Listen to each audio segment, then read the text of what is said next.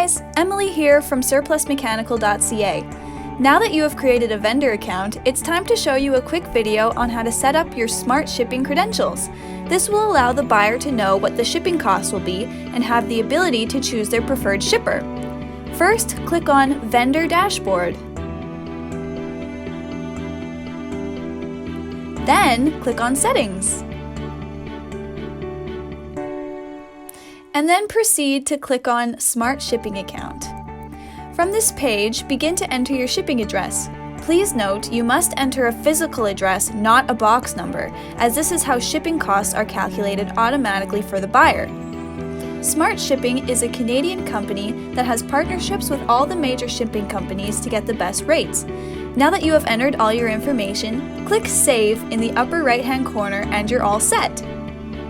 Once a purchase is made, payment for the portion of shipping goes directly to the shipper.